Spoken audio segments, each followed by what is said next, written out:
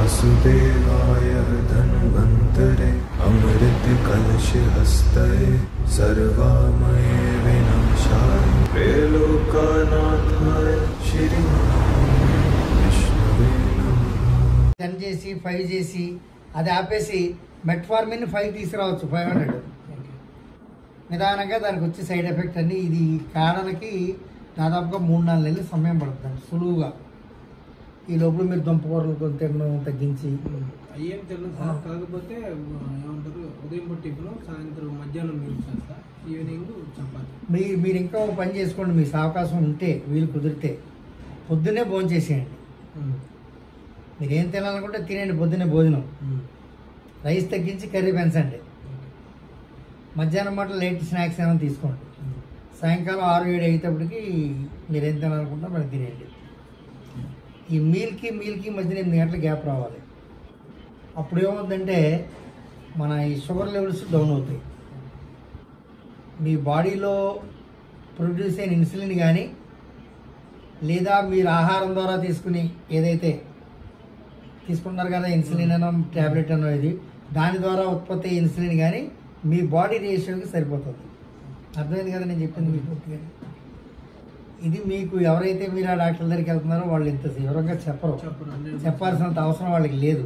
ఎందుకంటే మన వాళ్ళు లక్షలాది మంది దాంట్లో మళ్ళీ బెల్లం కలుపుకుందాం పంచుకుందాం అనేటువంటి చేదుగా ఉంటుంది. మీకు ఎలాగ వీలైతే అలా తాగేసేయండి.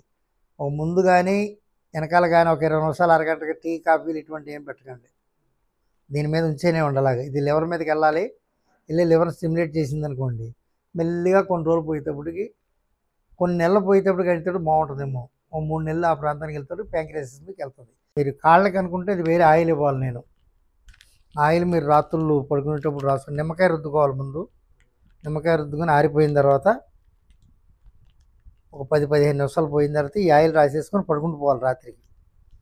అయితే దుప్పటికి అవుతుంది. అక్కడ ఏదన్నా పాత్ర ఏదో వేసుకోవాలి. అది వేసుకుంటే దాని తాలూకు ఎఫెక్ట్ తగ్గుతుంది. ఈ షుగర్ తాలూకు ఎఫెక్ట్ అక్కడ దాకా రక్త ప్రసరణ లేకపోవడం కారణమే అరికాళ్ళ మంటలు. ఈ స్పర్శ తెలియదు ఇలా పెట్టుకొని ఇది చేసినా కానీ అన్నీ దెబ్బ కింద ఉన్నట్టు ఉంటుంది మొత్తం. అది దానికి అది సరిపోతుంది. మీరు ఇంకా మాత్రం యాక్టివిటీ చేస్తున్నారు కానీ ఈ గ్లిమిప్లేట్ 2 అనేది ఏదో మీరు వెంటనే ఇమ్మీడియట్గా స్టాప్ చేసుకుంటే మంచిది. మరి ఎందుకు రాశారో ఆ డాక్టర్ గారి విషయం అయితే నాకు తెలియదు. కానీ ఇప్పుడు భోంచేశారా మీరు? మీరు అక్కడ కూర్చోండి, మొబైల్ ఆడ పెట్టండి.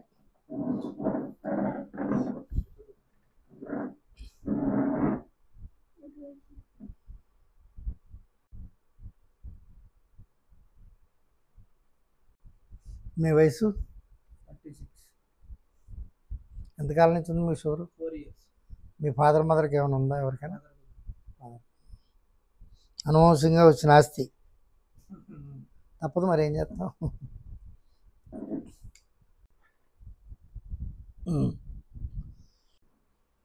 ఇప్పుడు ఏదంటే సంధి టైంలో ఉన్నారనమాట. మీరు కరెక్ట్గా బిట్వీన్లో ఉన్నారు. అటు కాదు ఇటు కాదు, మనమే తేల్చుకోలేకపోతున్నాం అన్న పరిస్థితి కింద ఉంటుంది అనమాట. కేసీఆర్ కథ కథ చిచ్చి రావత కథ కథ కథ చిచ్చి అలా ఉంది మీది. అందుకని ఆలోచన చేయండి. స్విమ్మింగ్ కూడా చేయొచ్చు మీకు ఓపిక ఉంటే. స్విమ్మింగ్ కూడా మంచి బాడీ వీక్నెస్ని తగ్గిస్తుంది, మంచి ఇది అవుతుంది. కాకపోతే మళ్ళీ వర్షాకాలం మీ బాడీకి సూట్ అవ్వదు. వర్షాకాలం స్విమ్మింగ్ చేస్తే మీకు పడదు. ఈ కాలం అయినా పర్వాలేదు. సాయంకాలం ఇక్కడ మీకు అలవాటు ఉంటుంది కదా, బావిలోనో కొలంలోనో ఏదో కొట్టడం గట్ట అలా ఏమన్నా చూసుకోండి మీ వీలుని బట్టి. అది కూడా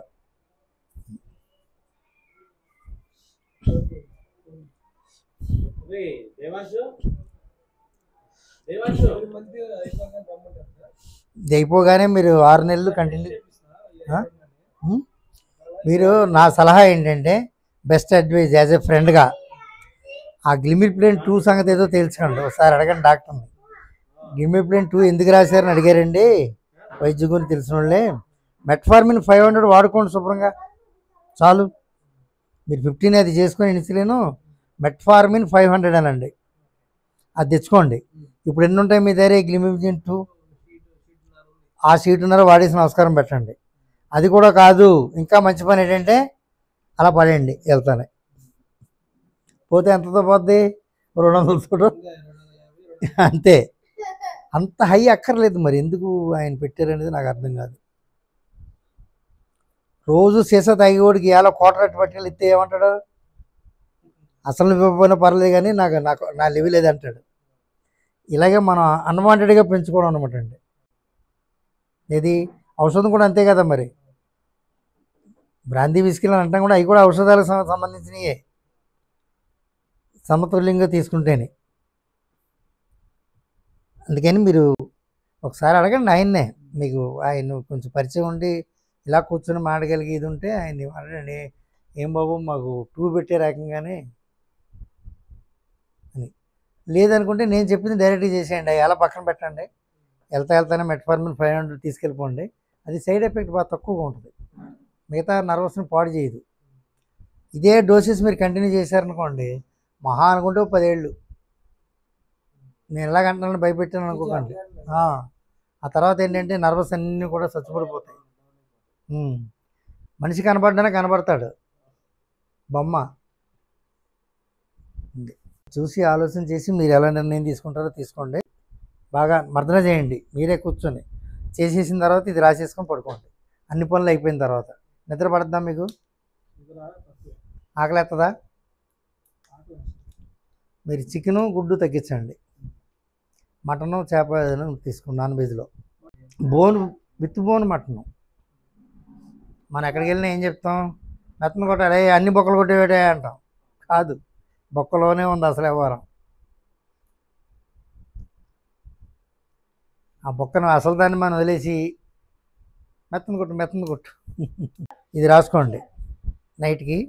ఇది వేసేసి మీకు ఒక 4-5 రోజులు పోయేటప్పటికి అప్పటికి తగ్గలేదనుకోండి, 2 బకెట్లలో నీళ్ళు పెట్టుకోండి. ఒక బకెట్లో వేడి నీళ్ళు, ఒక బకెట్లో చల్లనీళ్ళు. వేడి నీళ్ళు ఉన్న బకెట్లో కల్లుప్పు వేయండి, పసుపు వేయండి చిటికెడు. ఈ 2 పాదాలు అందులో పెట్టండి వేడి దాంట్లో. ఒక నిమిషం ఉంచగలరు కదా, ఆ తర్వాత ఉంచలేరు కదా, వెంటనే తీసి చన్నీళ్ళు పెట్టండి, వెంటనే తీసి వేడి నీటిలో పెట్టండి, వెంటనే తీసి చన్నీళ్ళు పెట్టండి. సాయంకాలం మాటలు ఇలా చేస్తే ఏమవుతుందంటే బ్లడ్ లాగుతుంది, ప్రెషర్ కింద పాదాలే మీకు మంట పెట్టడానికి కారణం ఏంటి? డాక్టర్ గారిని ఒకసారి వెళ్ళకపోయారు, మహానుభావుడు చెప్తాడేమో పోనీ ఏమన్నా. అయ్యే చెత్త మాటలు. గుండె నుంచి బుర్ర మెదడు దగ్గర దీని పంపింగ్ బాగుంటుంది.